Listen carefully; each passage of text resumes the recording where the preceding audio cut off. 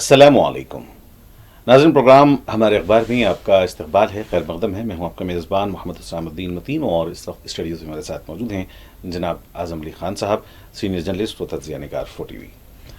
नाज़रीन, जैसा कि आप जानते हैं, प्रोग्राम हमारे अखबार में हम गुफ्तगू करेंगे आज के अखबारात की अहम ख़बरों पर और उस पर तज्ज़िया भी पेश किया जाएगा। तो आपको बता दें कि आज 30 अगस्त 2025 और 6 रबीउल अव्वल 1447 हिजरी है और आज बरोज़ हफ्ता है। नाज़रीन, जैसा कि जानते हैं, आपके बड़ी ख़बरों में सबसे बड़ी ख़बर जो कल वज़ीर आज़म नरेंद्र मोदी का दौरा रहा जापान का, उसी को लेकर आज के अखबारात ने ख़बरें शाये की हैं। पहले सफ़े पर बड़ी ख़बर उसे बनाई है तकरीबन तमाम अखबारात ने कि ये हिंदुस्तान और जापान ताल्लुक़ात और वज़ीर आज़म नरेंद्र मोदी का दौरे जापान और वज़ीर आज़म नरेंद्र मोदी जो हिंदुस्तान के वज़ीर आज़म हैं और वहीं जापान के वज़ीर आज़म अशीबा के साथ उनकी जो मुलाकात रही है, बातचीत रही है और मुख्तलिफ आपसी ताउन के माहिदों पर दस्तखत हुए हैं। वहीं हिंद जापान ताल्लुक़ात दुनिया में अमन और तरक्की के मजबूत सुतून, ये वज़ीर आज़म नरेंद्र मोदी का कहना था। और मोदी की जापानी हम मनसब से मुलाकात, सेमीकंडक्टर शोबे में टोक्यो का $68 बिलियन की सरमायाकारी का तयक़ुन। और वहीं जापान ने ये भी कहा कि हिंदुस्तान में मेक इन इंडिया का जो कॉन्सेप्ट है और जो काम चल रहा है, इसमें भी जापान काफ़ी हिंदुस्तान के साथ है। तो सबसे बड़ी ख़बर ये अखबारात में आई है वज़ीर आज़म के दौरे के हवाले से। दूसरी तरफ पटना में कांग्रेस के दफ्तर पर बीजेपी कारकुनों ने हमला किया, इसका मुबैना तौर पर हमले का इल्ज़ाम है। और क्या ये बौखलाहट का शिकार हो चुके हैं? आखिर क्या वजह है कि एक बीजेपी कारकुनों ने कांग्रेस दफ्तर पर हमला किया? जैसा कि आप जानते हैं कि वहाँ राहुल गांधी की मुहिम चल रही है, वोटर अधिकार यात्रा जारी है और साथ ही साथ चंद महीनों में इंतखाबात वहाँ भी होने वाले हैं। तो ये भी खबर एक बड़ी खबर बनकर अखबारात में आई है। वहीं एक और ख़बर मानसून से और मौसम से मुताल्लिक़ है कि जिस तरीके से मौसम हिंदुस्तान में शुमाल से जनूब और मशरिक़ से मगरिब तक जो है चारों तरफ इस वक्त जो है काफ़ी तबाही मचाए हुए है। उत्तराखंड में बादल फट पड़े हैं और 5 अफराद यहाँ हलाक हुए हैं, 11 लापता हुए हैं। तकरीबन 40 ख़ानदान के अभी मलबे में फंसे होने का ख़दशा ज़ाहिर किया जा रहा है और हिमाचल प्रदेश में भी कई सड़कें तबाह हुई हैं। तो ये भी ख़बर अखबारात के पहले सफ़े पर आज शाये हुई है। और इसी तरीके से असदुद्दीन अवैसी साहब, रुकन पार्लियामेंट हैदराबाद और सदर कुल मजलिस इत्तेहादुल मुस्लिमीन का बयान भी जो है अखबारात में आया है कि आरएसएस सरबराह और आरएसएस जो है वो मुस्लिम आबादी के हवाले से झूठ फैला रहे हैं। और जैसा कि मोहन भागवत जो चीफ़ हैं आरएसएस के, 2 दिन पहले उन्होंने एक बयान दिया था, उनका खिताब का जो है तकरीबन कल मुख्तलिफ अखबारात ने और मीडिया ने उसे कवरेज दिया था। उसके हवाले से उन्होंने कहा है कि मोहन भागवत हिंदुस्तानी ख़वातीन पर बोझ न डालें और मुस्लिम आबादी में इजाफे के हवाले से झूठ ना फैलाएं। तो इस पर भी हम गुफ्तगू करेंगे। और तेलंगाना के हवाले से नाज़रीन आपको बता दें कि तेलंगाना में भी सैलाब की बड़ी ही शदीद सूरत हाल है, बिलखुसूस कामारेड्डी और मेदक और दीगर अजला में, और ये इलाके अब भी ज़ेर आब हैं। वहीं दूसरी तरफ एक बड़ी खबर तेलंगाना से ये है कि आज अभी कुछ ही देर में तेलंगाना असम्बली इजलास का आगाज़ होने जा रहा है। तो क्या कुछ यहाँ हो सकता है इस सेशन में? एक तरफ कालेश्वरम प्रोजेक्ट के नाम पर जो है वो हुकूमत अपोजिशन ख़ास तौर पर केसीआर को घेरे में लेना चाहती है और उसकी रिपोर्ट भी पेश की जाएगी। वहीं दूसरी तरफ अपोजिशन सैलाब, यूरिया की किल्लत और बीसी कोटे पर वो हुकूमत को घेरने की तैयारी कर रहा है। गज़ा की सूरत हाल पर ही बात करेंगे नाज़रीन कि गज़ा की सूरत हाल बदस्तूर उसी तरह तशवीशनाक बनी हुई है। गुज़िश्ता 24 घंटों में 60 से ज़ायद फ़लस्तीनी शहीद हुए हैं। वहीं 4 अफराद जो है वो भूख से जाँ बहक हुए हैं। तो और भी मज़ीद ख़बरें हैं जो आज के अखबारात में आई हैं, उस पर भी हम गुफ्तगू करेंगे अगर वक्त है तो। लेकिन सबसे पहले बात करते हैं हिंदुस्तान जापान ताल्लुक़ात और वज़ीर आज़म जो इस वक्त जापान के दौरे पर हैं, उसके बाद फिर वहाँ से वो चीन भी जाने वाले हैं। तो मोदी अशीबा बातचीत और मुख्तलिफ ताउन के माहदे पर जो दस्तखत हुए हैं, उस पर क्या कुछ जो है ये दोनों ममालिक के ताउन से हिंदुस्तान को कितनी तरक्की मिल सकती है? जी आज़म साहब, प्रोग्राम में आपका खैर मक़दम है। अस्सलाम वालेकुम। सबसे पहले बात आप जैसे कि कर रहे थे साहब वज़ीर आज़म मोदी का दौरा, वैसे तो वज़ीर आज़म मोदी का खारजा पॉलिसी बहुत ही नाकाम साबित हुई है, ख़ास तौर पर अमेरिका से ताल्लुक़ात की कशीदगी के बाद। लेकिन जापान अमेरिका का इत्तेहादी मुल्क है, अहमियत इख्तियार करता है इसको। کیونکہ نہ صرف امریکہ بلکہ آئندہ جو کشیدگی بڑھے گی اس میں امریکی الائنس کی سے بھی کشیدگی بڑھ سکتی ہے، لیکن جاپان کا اس قدر آگے بڑھنا، ہندوستان کے ساتھ اظہار یکجہتی کرنا اور ساتھ ہی معاہدے کرنا، اور جی تقریباً 1 ٹریلین ین کا جی معاہدہ ہوا ہے سرمایہ کاری کا، ہندوستان میں جاپان کرے گا، جاپان کی کمپنیز کریں گی تو یہاں روزگار بڑھے گا۔ تو اس کے علاوہ بھی کوڈ میں شامل ہے جاپان، اور کوڈ ایسا لگتا ہے کہ بلکہ کہا جاتا ہے کہ کوڈ اینٹی چائنا ایک محاذ بنایا گیا تھا جس میں جاپان بھی شامل ہے، جی اور کوڈ میں جانا اور ایک کوڈ کے اتحادی سے بھی ملنا چائنا کو ناراض کر سکتا ہے۔ اس طرح کی بھی باتیں کی جا رہی تھی کہ چائنا ہندوستان کے ساتھ امریکی کشیدگی کے بعد چائنا آگے آیا ہے، جی اور ہندوستان نے بھی توقعات کا اظہار کیا تھا۔ تو جاپان کا، ہندوستان اور جاپان کے بیچ اچھی خبر تو یہ ہے کہ دونوں کے بیچ معاہدہ ہوا ہے، اس سے سرمایہ کاری بڑھے گی، روزگار بڑھے گا، اور ہندوستان کو جو کمزور ہوتی معیشت ہے اس کو تھوڑا سا سہارا بھی ملے گا۔ لیکن یہ سب ہندوستان کی اکانومیکل جو پالیسی ہے اس کے لیے ناکافی ثابت ہو رہی ہے، خاص طور پر امریکہ کی پابندیوں کے بعد جو مارکیٹ میں جو زلزلہ آیا ہوا ہے، جو لگاتار ہندوستان کی مارکیٹ ہر سطح پر جی گر رہی ہے۔ کچھ ایسی چیزیں ہوتی جیسے بتایا جاتا ہے کہ جو کنزیومر گڈس تو ہندوستان بھیجتا ہے، لیکن کیپٹل گڈس ایسے ہوتے ہیں جو ہندوستان امپورٹ کرتا ہے، بیرون ملکوں سے امپورٹ کرتا ہے۔ اور امریکہ نے جو کپاس کی جو اس نے کہا کہ ہندوستان بغیر زیرو ٹیرف پر کپاس خریدے گا جی امریکہ سے، تو اس سے ہندوستان کے کسانوں کو نقصان ہوگا، اس پر بھی بہت زیادہ ہنگامہ ہو رہا ہے۔ لیکن ان سب کشیدگیوں کے بیچ ہندوستان کے وزیر اعظم کا جاپان کو جانا اور وہاں پر معاہدے کرنا، $1 ٹریلین کی 1 ٹریلین معاف کیجیے گا کہ یون کا معاہدہ کرنا بہت بڑی بات ہے۔ اور وہاں پر انہوں نے، وزیر اعظم مودی نے 2 باتیں یہ بھی کہی تھی کہ ہندوستان معاشی لحاظ سے بڑی معیشت بن جائے گا، اور ساتھ ہی انہوں نے یہ بھی کہا تھا کہ ہندوستان معاشی طور پر مستحکم ہوگا اور سیاسی طور پر آلریڈی یہ بہت مستحکم ہے۔ جی ساتھ میں یہ انہوں نے کہا کہ 2 بڑی معیشتیں جو ہے اور 2 جمہوری طاقتیں جو ہے یہ ان کا قریب آنا، حالانکہ پہلے سے ہندوستان جاپان کے تعلقات مضبوط رہے ہیں، لیکن اس مرتبہ جیسا انہوں نے کہا کہ 2 ملکوں کے درمیان دوستی نہیں ہے بلکہ یہ عالمی امن اور سلامتی کے لیے ضروری ہے۔ تو عالمی امن اور سلامتی کے حوالے سے آپ کس نظر سے دیکھتے ہیں ان 2 طاقتوں کا ملنا؟ کیونکہ ہندوستان ایک بڑی جمہوری طاقت ہے اور آبادی کے لحاظ سے، وہیں پر جو ہے جاپان ترقی یافتہ ہونے کی حیثیت سے سمجھیے کہ اپنی ایک بڑی طاقت رکھتا ہے۔ ہندوستان جاپان کے بیچ جو معاہدے ہوئے ہیں، آپ اس ایک ٹرائنگل کو سمجھے کہ جاپان اینٹی چائنا ہوتا ہے، ہندوستان سے بھی چائنا کی نہیں جمتی ہے، امریکہ اینٹی چائنا پالیسی اختیار کرنا چاہتا ہے۔ تو اس لحاظ سے اگر آپ دیکھیں تو ایک گھیراؤ ہے، لیکن ہندوستان کا ایک ہمیشہ سے موقف رہا ہے کہ وہ کسی کے پنگے میں نہیں پڑتا، کسی کی جھگڑے میں نہیں پڑتا۔ ناوابستہ تحریک شروع سے ان کی پالیسی رہی ہے۔ ہندوستان کا جغرافیہ اس بات کی اجازت نہیں دیتا کہ آپ کسی طرف یک طرفہ ہو جائیں، جیسا کہ یورپی ممالک ہو جایا کرتے ہیں، لیکن ہندوستان کی پالیسی یہ ہے کہ آپ اس راستے کو اختیار کریں جس سے دونوں کو میں توازن برقرار رہے۔ لیکن اس حکومت نے بہت زیادہ یک طرفہ جھکاؤ ظاہر کیا تھا امریکہ کی طرف۔ جی تو آپ جو امن کی بات کی جا رہی ہے وہ شاید اسی طرف اشارہ ہے جو جاپان اور کوڈ کے معاملے میں ہوا ہے، اور اس سے چائنا کو بھی ہندوستان آنکھ دکھا سکتا ہے امریکہ کی تائید حاصل کرتے ہوئے اور جاپان کی تائید حاصل کرتے ہوئے۔ لیکن یہ ناکافی ہے، معاشی لحاظ سے بھی ناکافی ہے اور خارجہ پالیسی کے لحاظ سے بھی ناکافی ہے۔ جیسا کہ آپ نے کہا کہ ہندوستان میں 10 لاکھ کروڑ ین کی سرمایہ کاری کا اعلان کیا گیا ہے، اور ہم سمجھتے ہیں کہ مستقبل میں ہندوستان اور جاپان کے تعلقات، بہتر تعلقات کی وجہ سے دونوں ممالک کو بھی زیادہ سے زیادہ اس کا فائدہ حاصل ہوگا۔ ناظرین، بڑھتے ہیں ایک دوسری خبر کی طرف، جس میں جیسا کہ میں نے بتایا کہ پٹنہ میں کانگریس کے دفتر پر BJP کارکنوں کا حملہ ہوا ہے۔ تو کیا یہ بوکھلاہٹ کا شکار ہونے کی وجہ سے؟ یہی کہا جا رہا ہے کہ یہ بوکھلاہٹ ہے، اور 3 باتیں اس سے جڑی ہوئی ہے۔ ایک یہ کہ جو الیکشن کمیشن نے SIR کرایا، اس کے بعد سپریم کورٹ کا جو آیا کہ آدھار کارڈ آپ کو ماننا ہوگا، اور اس کے باوجود بھی SIR کے اس معاملے میں الیکشن کمیشن نے 2 لاکھ بہار کے ووٹروں کو کہا کہ آپ کو اپنی شہریت ثابت کرنی ہوگی۔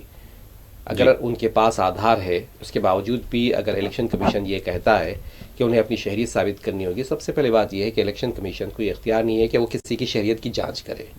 وہ ووٹر لسٹ کی جانچ کرنے کا پابند ہے، اور شہریت کی جانچ کرنا وزارت داخلہ کے انڈر آتا ہے.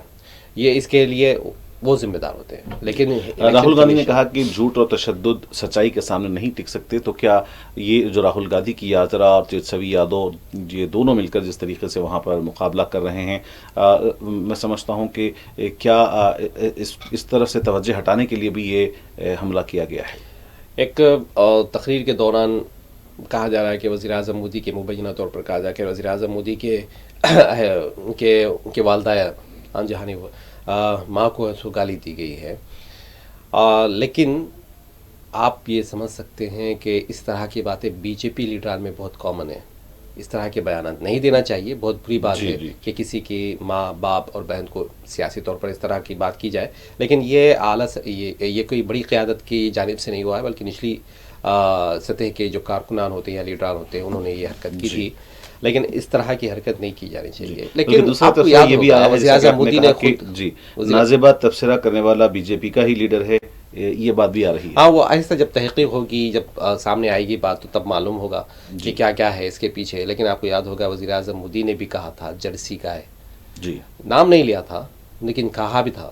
تو جب کہتے ہیں نا کہ آپ آسمان کی طرف تھوکو گے تو پلٹ کر گرتا ہے، تو بی جے پی لیڈران کے ساتھ وہی ہو رہا ہے کہ مسلسل جو وہ گالم گلوچ کیا کرتے تھے دوسروں پر، آج وہی گالم گلوچ ان پر پلٹ کر آ رہی ہے. ان کی جو بوکھلاہٹ آپ کہہ رہے ہیں کہ بہار میں ان کی بوکھلاہٹ ہے، تو سمجھا جاتا ہے کہ واقعتاً یہ بوکھلاہٹ ہے. جس طرح سے راہل گاندھی کی تیجسوی یادو کی ریلی چل رہی ہے، مجلس کے بھی وہاں پہ محنت چل رہی ہے، تو نظر آتا ہے کہ جو فاشسٹ یا زعفرانی طاقتیں ہیں وہ کمزور ہو رہی ہیں. اس بیچ موہن بھاگوت کا بھی بیان آتا ہے، اسے بھی جوڑ کر ہم اس پر ضرور موہن بھاگوت کے بیان پر بھی بات کریں گے.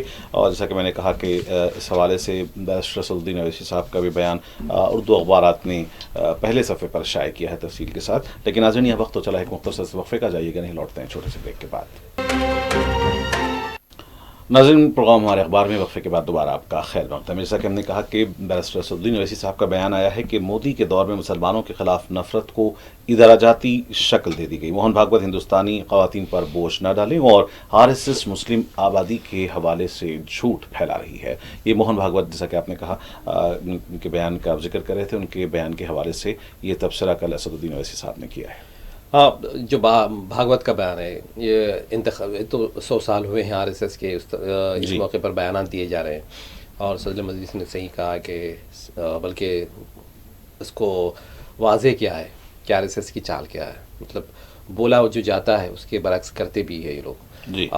ہندوستان میں ہمیشہ سے مسلمان رہے یا مسلمان رہیں گے، اس طرح کی بیان بازی کرنا، پھر یہ بھی کرنا کہ ہندوستان بھی ہندوستان کے مسلمان بھی ہندو ہیں، اس طرح کی متنازع بیان دینا اور لائم لائٹ میں بنے رہنا، یا پھر اپنے کارکنان سے یہ کہنا کہ ہم بابری مسجد کی ہم نے تحریک چلائی تھی لیکن کاشی متھرا کی تحریک ہم نہیں چلا رہے ہیں، لیکن آپ حصہ لے سکتے ہیں. اس طرح کی بیان بازی کرنا. اور پھر ساتھ میں یہ بھی کہنا چاہوں گا کہ 75 سال والے بیان سے وہ واپس ہو گئے ہیں. ان کا کہنا ہے کہ یہ ایسا میں نے کچھ نہیں کہا، اور انہوں نے سمجھے کہ اپنے آپ کو بھی اور وزیر اعظم نریندر مودی کو بھی اس سے سمجھیے کہ باہر نکال لیا ہے. جن لوگوں نے اپنی اقتدار کے لیے اتنی تگودو کی ہے، اور بلکہ کئی فسادات میں نام بھی آیا ہے جن لوگوں کا، وہ لوگ اتنی آسانی سے اور ایک یوں کہیے کہ انہوں نے اقتدار حاصل کرنے کے لیے ایک جو جوڑ کیا تھا، اور جسے آپ یوں کہیں کہ ایک قسم کی انہوں نے گینگ تشکیل دی تھی، اور وہ لوگ اخلاق کی بنیاد پر 75 سال ہو جانے پر استعفیٰ دے دیں گے. یہ سب سے بڑا ابزرٹلی دکھتا ہے، مطلب مزاح کا خیز نظر آتا ہے. شاید یہی وجہ ہے کہ انہوں نے کل پرسوں جو ہے اپنے بیان سے یو ٹرن کر لیا کہ انہوں نے کہا کہ میں نے کبھی ایسا کہا ہی نہیں ہے. بڑی خبر ایک اور ہے، جیسا کہ میں نے کہا کہ ابتدا میں مانسون کے حوالے سے اس وقت سارے ملک میں مانسون جو ہے وہ کافی تباہی پھیلا رہا ہے. اتراکھنڈ کی خبریں آئی ہیں پہلے صفحے پر اخبارات نے بڑی سرخی کے ساتھ اسے شائع کیا ہے, تصاویر کے ساتھ شائع کیا ہے کہ اتراکھنڈ میں بادل پھٹ پڑے ہیں, 5 افراد ہلاک ہوئے ہیں, 11 لاپتہ ہیں, 40 خاندان کہا جا رہا ہے کہ ملبے کے تلے دب گئے ہیں. وہیں ہماچل پردیش میں بھی کئی سڑکیں تباہ ہوئی ہیں. اس کے بعد پھر ہم تلنگانہ پہ آئیں گے. جی ہاں, شمال مشرقی ہندوستان کا شمال مشرقی حصہ, پھر اس طرف اگر آپ دیکھیں کہ پاکستان کا حصہ, جی ہاں, اور پھر تلنگانہ کی آپ جیسا کر رہے ہیں, پاکستان میں بھی کہا گیا ہے کہ 40 برسوں بعد اتنا بدترین سیلاب آیا تھا. بادل پھٹ پڑنا, جی, اور لینڈ سلائڈنگ کے ہونا, سڑکیں رک جانا, اور اس میں گھروں کے تباہ ہونا, ملبے میں دب جانا, جی, یہ ایسے واقعات ہیں جو اتراکھنڈ میں دیکھنے کو مل رہے ہیں. اور یہ ہر سال ہوتا ہے لیکن اتنے بڑے پیمانے پر نہیں ہوتا ہے. اور بادل پھٹنا بتایا جا رہا ہے کہ یہ گلوبل وارمنگ ہی کا نتیجہ ہے. جو موسمی تبدیلیاں ہو رہی ہیں اس کی وجہ سے اس طرح کے واقعات پیش آ رہے ہیں. اس کی پیش بندی ہونی چاہیے. پیش بندی اب آپ قدرت سے لڑ نہیں سکتے, لیکن آپ قدرت سے اپنی قدرت کی اس چال سے اپنے آپ کو بچا سکتے ہیں. آپ یوں کہا جا سکتا ہے جیسا کہ بین الاقوامی سطح پر کہا جاتا ہے کہ گلوبل وارمنگ سے نمٹنا بہت ضروری ہے, ورنہ یہ بڑھتا جائے گا, یہ چیلنج بڑھتا جائے گا. تو اور یہ چیلنج بڑھتا ہی جا رہا ہے. آئے دن موسم سخت ہوتے جا رہے ہیں. آپ کسی بھی موسم پر نظر ڈالیں گے سخت ہوتے جا رہے ہیں. نئی نئی بیماریوں کا یہ نہیں ہے کہ بیماریاں ہو رہی تو علاج نہیں ہو رہا ہے, لیکن بیماریاں بھی بڑھتی جا رہی ہیں. تو موسم کی جو سختی ہے اس کے بارے میں یہی کہا جا رہا ہے کہ گلوبل وارمنگ کا اثر ہے.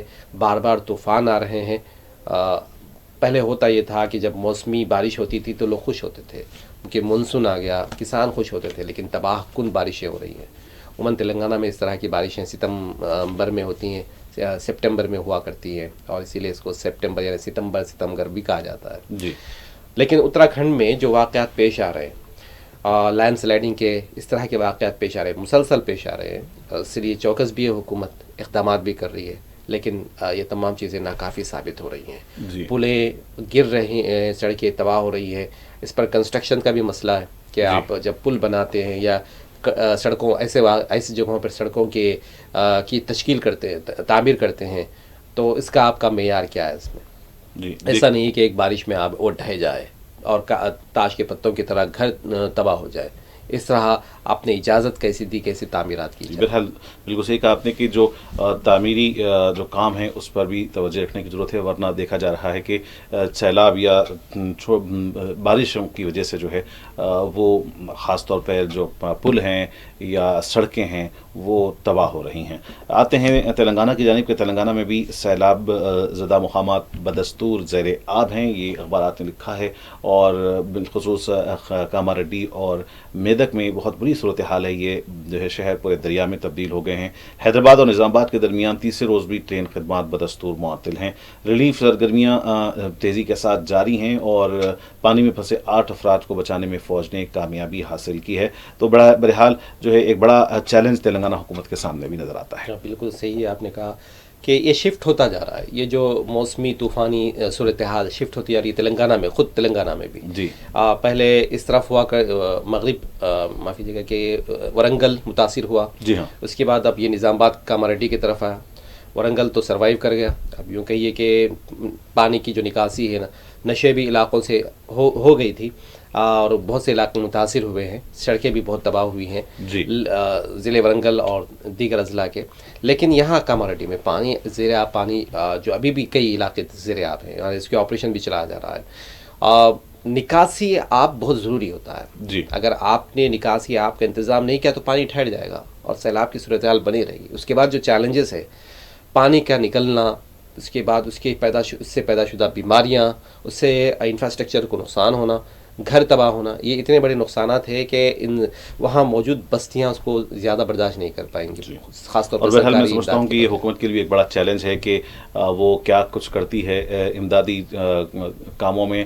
اور جو ظاہر سی بات ہے کہ بڑے پیمانے پر عوام کا نقصان ہوا ہے, خاص طور پر کسانوں کا نقصان ہوا ہے, فصلیں تباہ ہوئی ہیں اور اس کا جائزہ لیا جا رہا ہے. کہا جا رہا ہے کہ جو اخبارات نے لکھا ہے کہ اس کی رپورٹ تیار کر کے مرکز کو بھی بھیجی جائے گی اور مرکز سے بھی امداد طلب کی جائے گی. اور وہیں اپوزیشن کہہ رہی ہے کہ فوری طور پر جو ہے راحتی امدادی کام شروع کیے جائیں. ایک اور بڑی خبر تلنگانہ سے ہے کہ تلنگانہ میں آج سے سیشن کا اسمبلی سیشن کا آغاز ہونے جا رہا ہے، اور اس موقع پر خاص طور پر جو دیکھنے والی بات ہے، سب کی نگاہیں ٹکی ہوئی ہیں کہ جو جسٹس گھوش کمیشن کی جو کالیشنز رپورٹ کے تعلق سے جو رپورٹ آئی ہے، اس کو یہاں پر حکومت پیش کرے گی، اس پر چرچا ہوگی. تو کیا کچھ ہوگا، کیا واقعی جو ہے یہ سوالات کے گھیرے میں آئیں گے کے سی آر، اور وہ کیا کچھ جواب دیں گے. اور یہ بھی سوال ہے کہ کیا کے سی آر اسمبلی آئیں گے.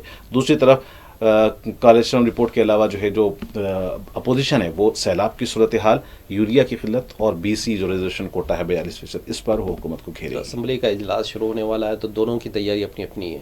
حکومت کو اپوزیشن گھیرے گی، اور حکومت اپوزیشن کو، خاص طور پر کالیشورم پروجیکٹ ایک بہت بڑا پروجیکٹ ہے، اور جسے پین گنگا بھی کہا جاتا ہے. جی. کالیشورم پروجیکٹ بتایا جا رہا ہے کہ 400 TMC یہ پانی فراہم کرے گا. بہت بڑا پروجیکٹ ہے، اور تقریباً 6000 یعنی 5900 بجلی بھی پیداوار کرے گا. تو ایک بڑا پروجیکٹ ہے. اتنے بڑے پروجیکٹ پر کئی بے قاعدگیوں کا الزام ہے، جس کی تحقیقات گھوش کمیشن جیسے آپ نے کہا، وہ رپورٹ تمام وزراء کو دی گئی ہے، حکومت کی جانب سے دے دی گئی، فراہم کر دی گئی، تاکہ اس کی اسٹڈی کی جائے، اور ان میں جو نقائص پائے گئے ہیں، جو نشاندہی اس رپورٹ میں کی گئی ہے، اس کو منظر عام پر لایا جائے. جی. اور اپوزیشن کو گھیرا جائے. اور یہ اس پر سیاست بھی خوب ہو رہی ہے کہ کیونکہ اس پر ایک بڑا پروجیکٹ ہے، تو اس پر اس بے قاعدگیوں کے الزام بھی ہیں. اس کے معیار پر بھی الزام لگا ہے کالیشورم پروجیکٹ. لیکن ایک اس کو پانی کا جو 400 میگا واٹ بجلی پیدا کرنے، 6000 میگا واٹ بجلی پیدا کرے گا یہ پروجیکٹ، تو 400 کیوسک پانی ہے وہ لفٹ بھی کرے گا. اور اس سے سیراب ہوگا، وہ علاقے سیراب ہوں گے جو گنگا سے سیراب نہیں ہوا کرتے تھے. تو ایک بڑا پروجیکٹ ہے. اور جب ایسے پروجیکٹس ہوتے ہیں، تو ظاہر ہے کام جب بڑا ہوتا ہے تو الزامات بھی بڑے لگتے ہیں. اور جب الزامات لگ رہے ہیں تو اس کی تحقیق بھی ہوگی. تحقیق میں جو قصوروار پائے جائیں گے، انہیں پھر اس کی سزا بھی بھگتنی پڑے گی. وہیں دوسری طرف جو اپوزیشن ہیں، وہ یوریا کی قلت اور سیلاب کی صورتحال، اور خاص طور پر اپوزیشن کا کہنا ہے کہ حکومت جو ہے وہ سیلاب متاثرین کی امداد نہیں کر رہی ہے، وہاں نہیں پہنچا جا رہا ہے. اس طریقے کی باتیں آ رہی ہیں. تو دیکھنا ہے اس پر کیا کچھ ہوتا ہے. بی سی تحفظات کو لے کر بھی جو ہے اپوزیشن کافی ہنگامہ آرائی کر سکتی ہے. ناظرین، پروگرام ہمارے اخبار آخری خطۂ مراحل میں ہیں. ایک بین الاقوامی خبر جو ہم روز ہی اپنے اس پروگرام میں شامل کرتے ہیں، وہ غزہ کی صورتحال سے متعلق ہے کہ غزہ میں صورتحال ابھی بھی تباہ کن بنی ہوئی ہے. سمجھ میں نہیں آ رہا ہے کہ یہ آخر کب یہ تھمے گا. گزشتہ 24 گھنٹوں کے دوران 60 سے زیادہ فلسطینی شہید ہوئے ہیں. وہیں بھوک سے 4 مزید فلسطینی جاں بحق ہوئے ہیں. یہاں غزہ کی صورتحال تو بہت سنگین ہے، مزید سنگین ہوتی جا رہی ہے، اور اسرائیل کسی بھی دباؤ میں نہیں آ رہا ہے. اور اس کی محض ایک ہی وجہ ہے، وہ امریکہ ہے. اس قتل عام میں امریکہ برابر کا ذمہ دار ہے. حالانکہ اس پر بھی پریشر ہے، دباؤ ہے، بین الاقوامی سطح پر بہت زیادہ دباؤ کا سامنا امریکہ کو ہے کرنا پڑا ہے. لیکن امریکہ ہے. تو ایسے میں اسرائیل باقاعدہ طور پر جو گیدڑ ہے، شیر ہو جاتا ہے. تو یہ صورتحال اسرائیل کی ہے. مسلسل ان بستیوں پر حملہ کر رہا ہے جہاں پہ اس نے جس کو محفوظ زون قرار دیا تھا. کل ایسا ہی ہوا، محفوظ زون جو حصہ قرار دیا گیا تھا وہیں پہ بمباری کر دی، اور بہانہ وہی تھا کہ حماس وہاں موجود ہے. بچوں کو، خواتین کو اور بھوک سے مارنے کی جو پالیسی ہے، یہ اصل میں ریسزم کا حصہ ہے. آپ نے تاریخ میں کبھی پڑھا ہوگا، افریقہ میں ریڈ انڈینز، یا پھر امریکہ میں ریڈ انڈینز اور افریقہ میں جو بلیکس ہیں ان کے خلاف، یا امریکہ میں جو بلیکس ہیں ان کے خلاف جو کچھ انہوں نے کیا ہے، وہ اسی طرح کی چالاکیاں تھیں. لوگوں کو مار دو، انہیں بھوکا رکھو، انہیں مجبور کرو. لیکن اہل غزہ جو اس وقت سامنا کر رہے ہیں جن صورتحال کا، اور دنیا جس طرح انسانیت خاموش تماشائی ہے، اس سے واضح ہوتا ہے کہ وہ لوگ اپنے عزم پر قائم ہیں، اپنے ملک کے لیے جان دے رہے ہیں، اور دنیا ان کا ساتھ دینے میں ناکام رہی ہے. جی. ناظرین، آپ کو یہ بتا دیں کہ بامبے میں جو ہے، ممبئی میں ایک بڑا احتجاج منظم کیا جا رہا ہے فلسطین کی تائید میں اور اسرائیلی بربریت کے خلاف، جس میں فلسطین کے سفیر بھی اس میں حصہ لیں گے. مختلف جو ہے مذہبی سیاسی جماعتوں کے قائدین اور عوام بھی اس احتجاج میں شریک ہوگی. بہرحال پروگرام ہمارے اخبار کا ناظرین آج یہیں پر اختتام ہونا چاہتا ہے. ہم جناب اعظم علی خان صاحب آپ کے مشکور ہیں کہ آپ نے آج کے اخبارات کی ہم خبروں پر اپنا تجزیہ پیش کیا ہے. پروگرام ہمارے اخبار میں ناظرین آئندہ بھی آپ سے ملاقات ہوتی رہے گی. فی الحال اپنے میزبان محمد حسام الدین متین کو پوری ٹیم کے ساتھ اجازت. دیکھتے رہیں 4 TV. خدا حافظ.